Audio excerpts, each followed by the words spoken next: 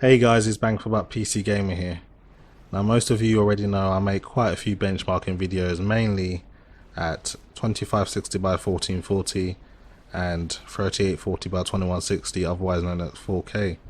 And I kind of neglect 1080p benchmarks, but for good reason. I'm currently using an NVIDIA GTX 1080, which is, as of this video, the single most powerful GPU available.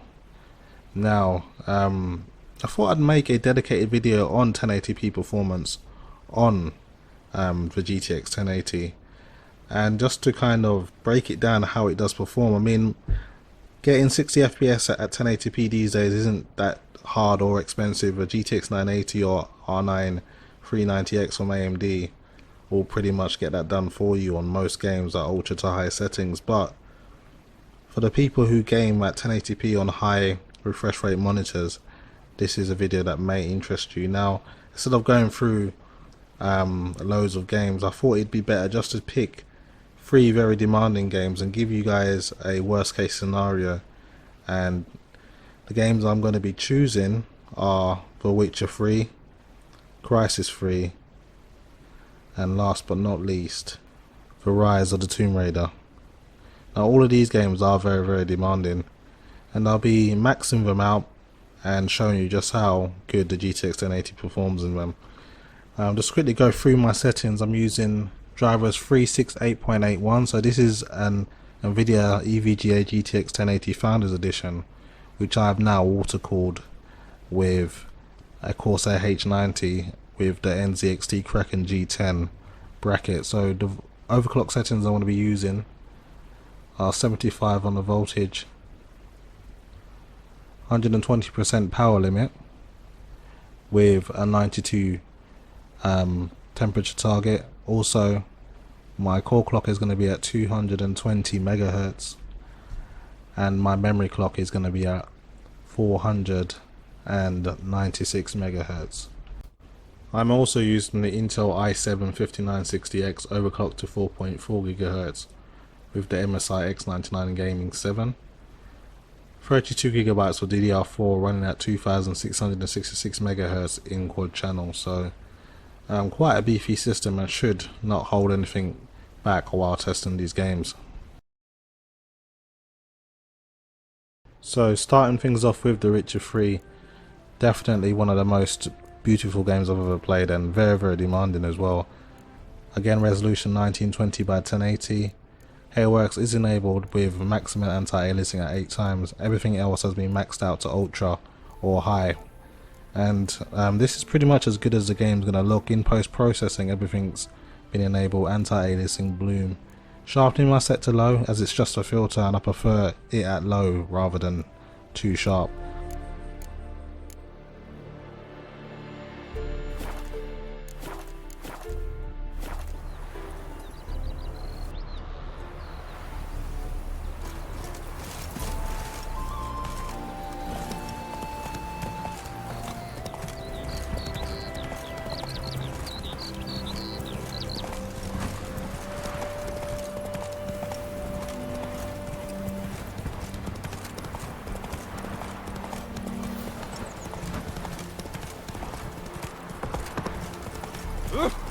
Fuck.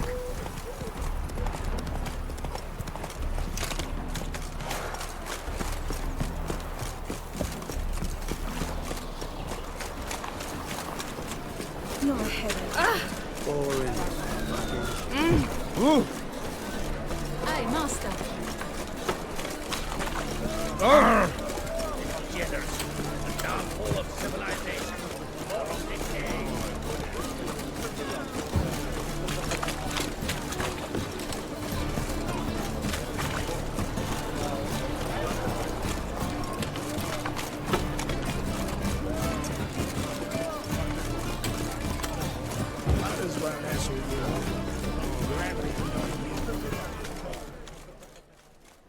As you can see, the GTX 1080 does light work with it, really just cutting through 100 plus frames per second on average.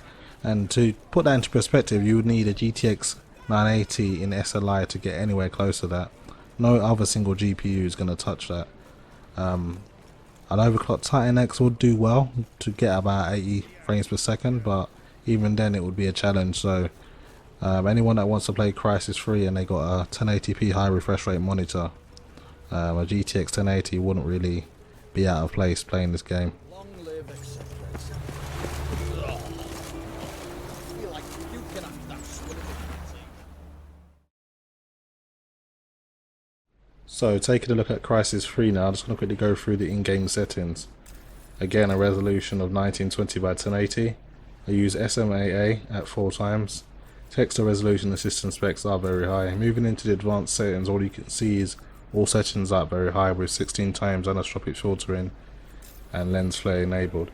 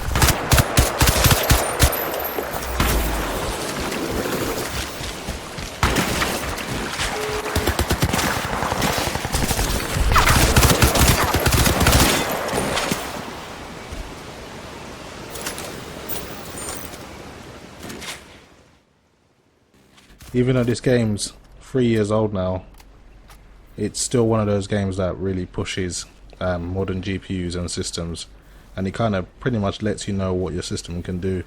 Obviously the GTX 1080 doing a great job, and this game it averages around 91 frames per second. So for anyone who thinks that isn't impressive, this is actually faster than an R9 290X in Crossfire and 2 GTX 780 Ti's in SLI. So that just goes to show you how fast the GTX 1080 is. So still a very demanding game, but it does perform pretty well even at very, very high settings.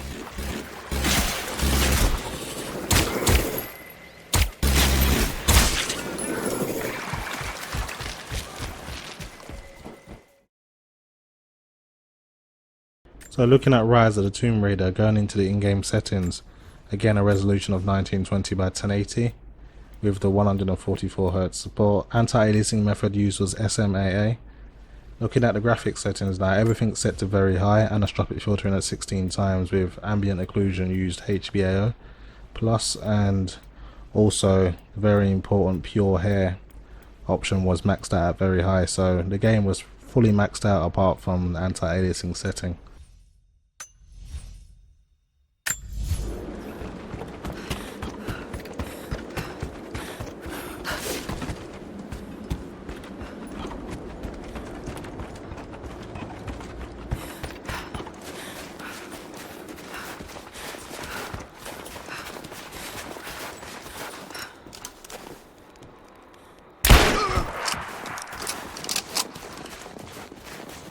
Sweep and clear. Let's move. Shots fired! He's there! Open fire!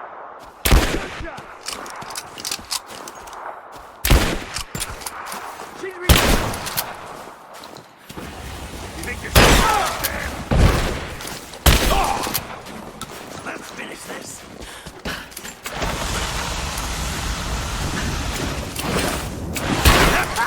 That was a lucky shot.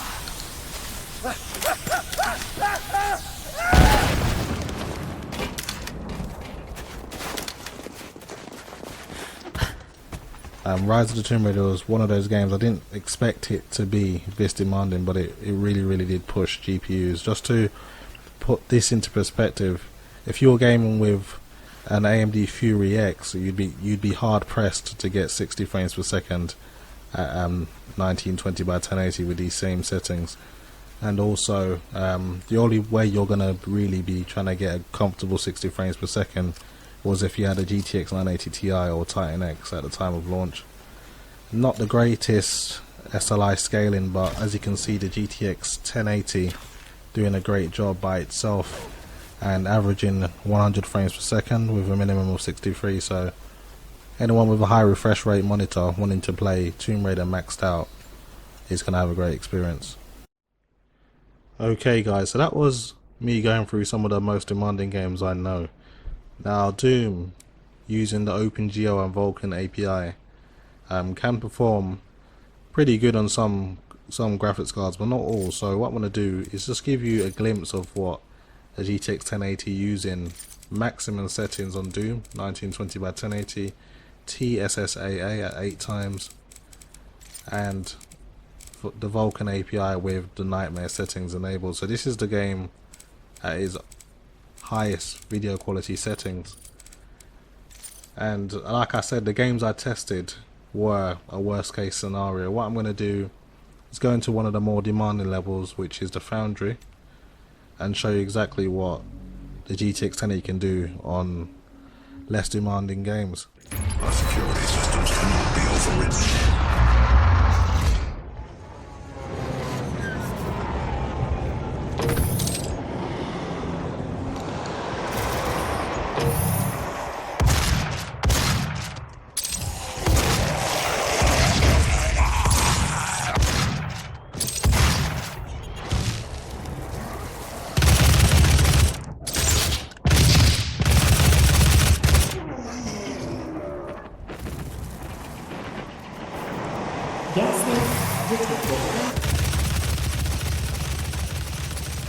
So guys, as you can see, the GTX 1080 destroying Doom at its maximum settings of nightmare on the Vulkan API. You're not even seeing a minimum of 100 FPS.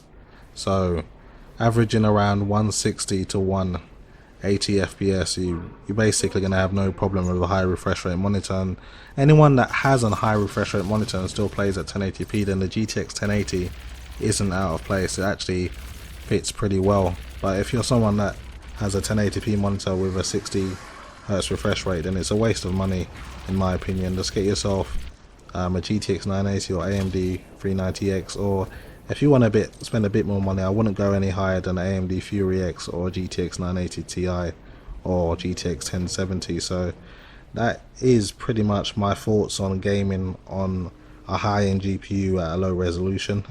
Only worth it if you've got a high refresh rate monitor. Otherwise, the money should be spent elsewhere on a better monitor or a faster CPU or anything else you want to do with your system.